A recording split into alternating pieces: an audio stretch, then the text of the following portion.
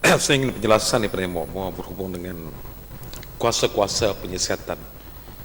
Apabila akta ini diubah, seluruh siasatan dan operasi yang menyentuh tentang Seksyen 31 hingga Seksyen 40 APR 1997 ini, kita lihat kuasanya diperluas dan diperbesarkan. Bermakna kata di sini peningkatan conviction rate ini dengan izin dia akan menyebabkan memerlukan pertambahan pegawai, pakar dan sebagainya, seperti mana yang diperjelaskan oleh Yang Muhammad Menteri tadi.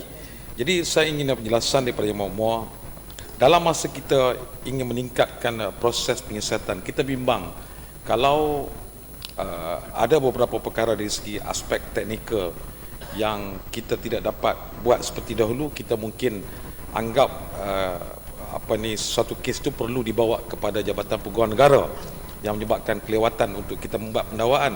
Tapi di sini dalam proses yang begitu baru hendak ditubuhkan dan strength dengan kepakaran pun masih di peringkat permulaan, adakah kita boleh membuat sesuatu proses penyiasatan itu dengan lebih cepat berdasarkan kepada kedudukan strength yang masih lagi dalam peringkat perancangan? Satu persoalan yang saya rasa baik dan boleh saya tolong bantu jawab. Tadi Yang Muhammad Menteri sebenarnya ada menyebut di hujung pembentangan dalam rang undang-undang ini dibekalkan kepada kita perkara 62. Yang ini merupakan satu bentuk pendekatan baru yang saya ingin ucapkan syabas dan tahniah. Tidak pernah berlaku dalam kes-kes jenayah umpamanya pihak pembelaan terpaksa berkongsi dokumen, bahan-bahan bukti sebelum dibawa ke mahkamah.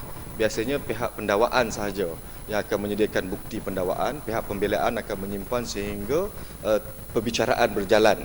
Jadi saya rasa kita boleh gunakan inisiatif yang diperkenalkan oleh kerajaan, walaupun mungkin dari segi CPC-nya ada sedikit berbeza, tetapi saya rasa tidak ada masalah dari segi kita memendekkan proses perbicaraan satu-satu kes rasuah apabila pembelaan sudah boleh mengemukakan. Jadi di situ sudah boleh ada persetujuan di antara pihak pendakwaan dengan pembelaan dan hanya memilih perkara-perkara yang mungkin menjadi pertelingkahan untuk dibawa ke mahkamah untuk diselesaikan oleh mahkamah. Kalau ini boleh diguna pakai dan akan menjadi amalan, saya percaya kekurangan anggota boleh diatasi dalam masa yang lebih cepat sebelum menanti ke pertambahan pejawatan, hanya dengan kerana kaedah di mana kedua-dua pihak peguam, pendakwa raya, pembelaan dapat duduk terlebih dahulu sebelum ke mahkamah supaya boleh persetujuan dibuat awal. Begitu juga ada satu perkara tentang membawa keluar hukuman 14 hari. Ini pun satu perkara yang saya nampak boleh membawa keluar kes-kes kecil, kerana dulu seperti yang Berhormat Menteri menyatakan, orang tak berani nak mengaku perlakuan rasuah walaupun kecil kerana ada hukuman penjara minimum 14 hari. Orang ni boleh bayar tapi masuk penjara dia takut sikit.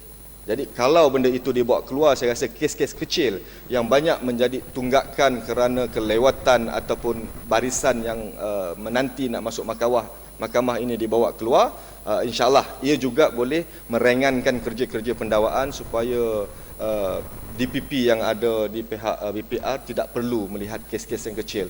Pergi sahaja ke sana dan dia tahu dia salah, dia mengaku, bayarlah denda yang sepatutnya tanpa perlu masuk ke penjara. Sedikit ya Muhammad. Ada lagi? Terima kasih Tuan Betul, terima kasih Muhammad. Adakah di sini menunjukkan ada sedikit pengurangan kuasa yang ada pada pegawai polis?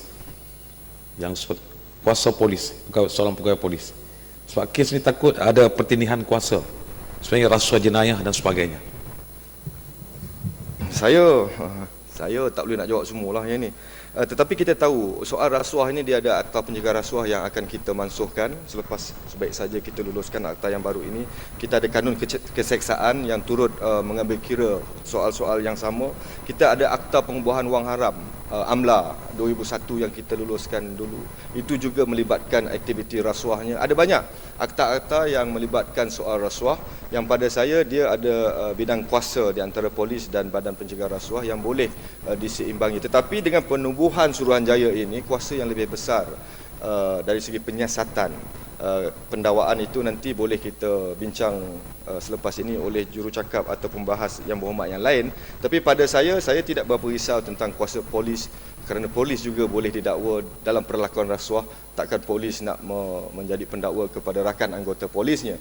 Sebab itu dari segi kuasa ini, saya rasa Menteri boleh bagi penjelasan dengan lebih terperinci tentang bidang tugas, bidang kuasa yang diperturunkan oleh AG Chambers dengan izin, bagi memastikan supaya urusan pendakwaan penyiasatan itu pun tidak boleh didakwa sebagai wujudnya perlakuan rasuah kerana ada pertindihan kuasa itu tadi. Tan Sri Yang di-Pertua, saya tengok Tan Sri pandang-pandang saya nak suruh berhenti ke, nak suruh saya terus, saya pun tak tahu. Tapi saya nak beritahu 2-3 perkara lagi. Perkara yang disebut, yang dinyatakan oleh Yang Berhormat Ketua Pembangkang tentang hukuman, perlu diteliti. Ya, perlu diteliti, saya setuju. Tetapi hasrat akta ini saya lihat untuk menggalakkan orang ramai memberi laporan jika melihat, mendengar, memperolehi perlakuan rasuah. Walaupun di peringkat awal saya cukup tidak berkenan, hanya kerana surat layang, hanya kerana dalam internet, ataupun hanya kerana dengar-dengar, kertas siasatan boleh dibuka. Tetapi untuk mengambil semangat yang sama, saya tak ada masalah. Asal saja kita boleh melindungi orang yang membuat aduan, apa juga perkara yang dibangkitkan, saya rasa kita perlu setuju. Tetapi untuk meringankan hukuman itu, saya tak berapa setuju. Dalam kita menggalakkan orang untuk ke depan memberikan laporan apa yang dia dengar, apa yang diperolehi, ia perlu datang dengan satu tanggungjawab. Kalau tidak, orang ini atau kebanyakan orang akan mengambil kesempatan. Kerana kos memulakan siasatan ada, wujud. Ini melibatkan sumber keuangan.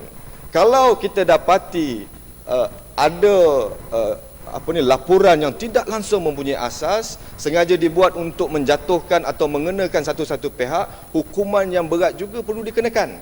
Supaya tidak ada rakyat, orang ramai, orang berkepentingan menggunakan keterbukaan kerajaan dalam mengambil peluang, kerana dia tahu dia boleh cakap apa saja tetapi tidak ada timbal balik, maka mereka ini akan terus membuat aduan tanpa ada rasa tanggungjawab.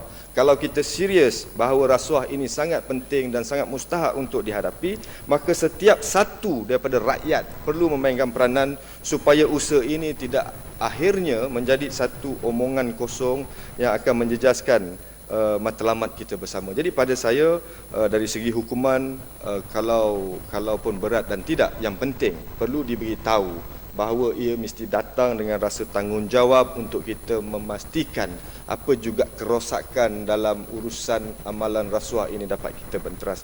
Tan Sri Yang di-Pertua, saya ingin mengucapkan terima kasih kerana saya diberi peluang awal, dan saya juga ingin memohon kepada Tan Sri untuk memberi peluang kepada saya nanti untuk mencelah walaupun saya dah bercakap awal, kerana saya tahu akta ini perlu jangka masa yang panjang untuk kita perbahaskan. Jadi perkara-perkara yang lain mungkin saya memberi ruang laluan kepada rakan-rakan, tetapi harapan saya supaya akta ini kita lihat secara dasarnya amat sangat diperlukan kedudukan negara kita, usaha kerajaan untuk meletakkan Malaysia sebagai sebuah negara yang bebas daripada amalan rasuah, walaupun kita akui rasuah tidak boleh dibenteras 100%, tetapi inilah satu iltizam kerajaan di bawah kepimpinan Yang Amat Berhormat Perdana Menteri yang perlu kita beri sokongan, yang perlu kita jayakan semata-mata untuk masa depan Malaysia yang lebih cemerlang, gemilang dan timbang. Sekian saya